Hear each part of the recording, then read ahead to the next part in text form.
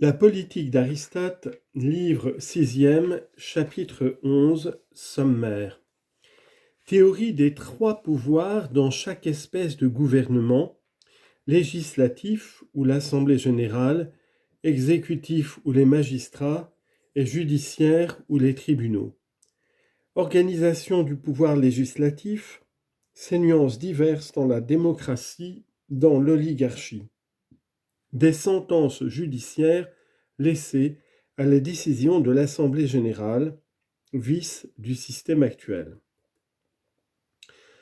Reprenons maintenant l'étude de tous ces gouvernements en masse et un à un, en remontant pour ce qui va suivre aux principes mêmes sur lesquels tous les gouvernements reposent. Dans tout État, il est trois parties dont le législateur, s'il est sage, s'occupera par-dessus tout à bien régler les intérêts. Ces trois parties, une fois bien organisées, l'État tout entier est nécessairement bien organisé lui-même, et les États ne peuvent différer réellement que par l'organisation différente de ces trois éléments. Le premier de ces trois objets, c'est l'Assemblée générale délibérant sur les affaires publiques. Le second, c'est le corps des magistrats, dont il faut régler la nature, les attributions et le mode de nomination. Le troisième, c'est le corps judiciaire. L'Assemblée générale décide souverainement de la paix et de la guerre, de la conclusion et de la rupture des traités. Elle fait les lois, prononce la peine de mort, l'exil, la confiscation et reçoit les comptes des magistrats.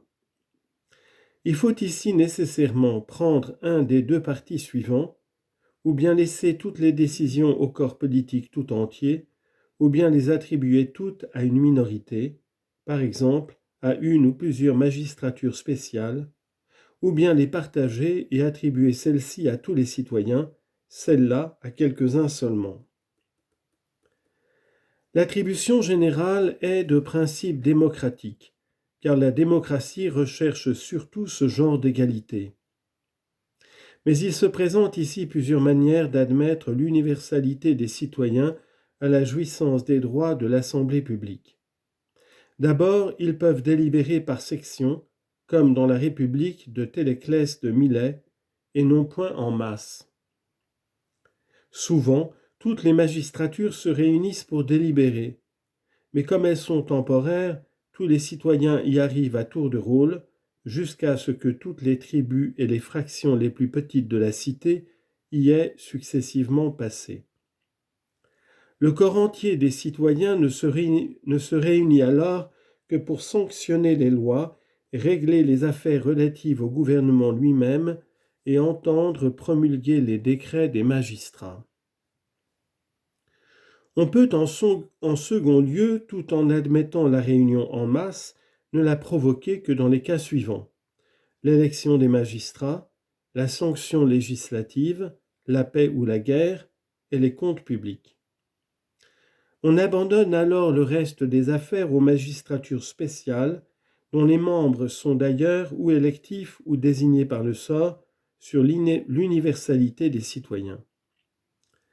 On peut aussi, en conservant l'Assemblée générale pour l'élection des magistratures ordinaires, pour les comptes publics, pour la paix ou les alliances, ne laisser les autres affaires, où l'expérience et les lumières sont indispensables, qu'à des magistrats spécialement choisis pour en connaître.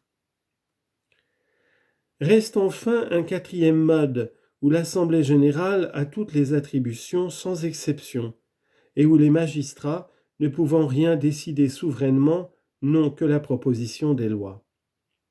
C'est là le dernier degré de la démagogie, telle qu'elle existe de nos jours, correspondant, comme nous l'avons dit, à l'oligarchie violente et à la monarchie tyrannique. Ces quatre modes possibles d'assemblée générale sont tous démocratiques. Dans l'oligarchie, la décision de toutes les affaires est confiée à une minorité, et ce système admet aussi plusieurs nuances. Si le sens est fort modéré et qu'un assez grand nombre de citoyens puissent par cette modicité même y atteindre, si l'on respecte religieusement les lois sans jamais les violer, et que tout individu payant le sens ait part au pouvoir, l'institution est bien toujours oligarchique dans son principe, mais par la douceur des formes, elle devient républicaine. Si au contraire tous les citoyens ne peuvent pas prendre part aux délibérations, mais que tous les magistrats soient élus et observent les lois, le gouvernement est oligarchique, comme le premier. Mais si la minorité, maîtresse souveraine des affaires générales, se recrute elle seule et par voie d'hérédité, et si elle est au-dessus des lois, c'est nécessairement le dernier terme de l'oligarchie.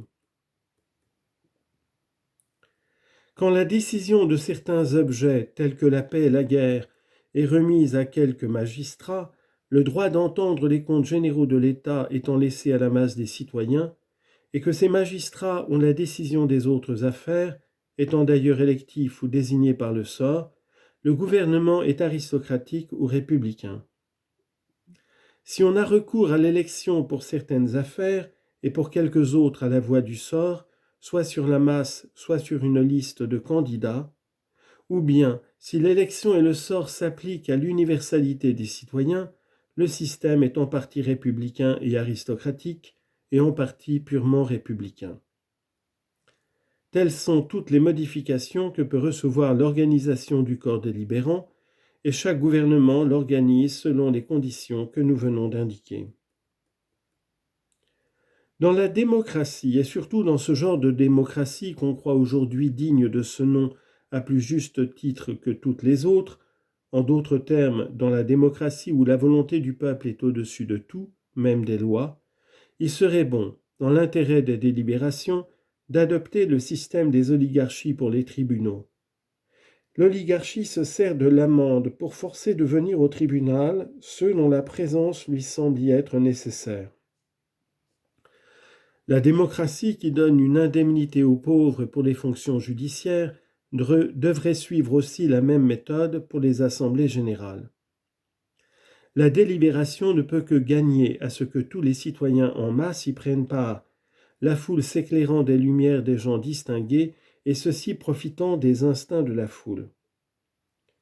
On pourrait encore, avec avantage, prendre un nombre égal de votants de part et d'autre, en procédant à leur désignation par l'élection ou par le sort.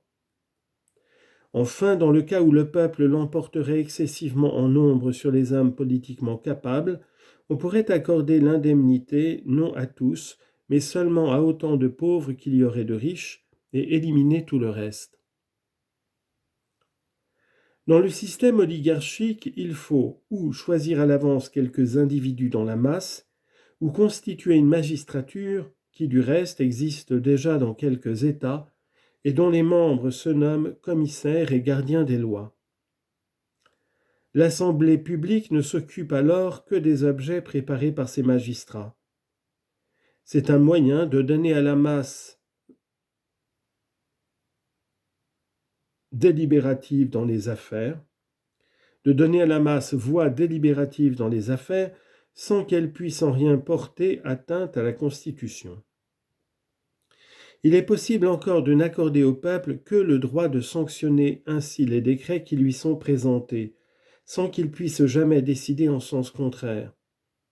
Enfin, on peut accorder à la masse voix consultative en laissant la décision suprême aux magistrats. Quant aux condamnations, il faut prendre le contre-pied de l'usage maintenant adopté dans les républiques. La décision du peuple doit être souveraine quand il absout. Elle ne doit pas l'être quand il condamne. Et il faut dans ce dernier cas en référer aux magistrats. Le système actuel est détestable. La minorité peut souverainement absoudre, mais quand elle condamne, elle abdique sa souveraineté et a toujours soin d'en référer au jugement du peuple entier. Je m'arrête ici en ce qui concerne le corps délibérant, c'est-à-dire le véritable souverain de l'État.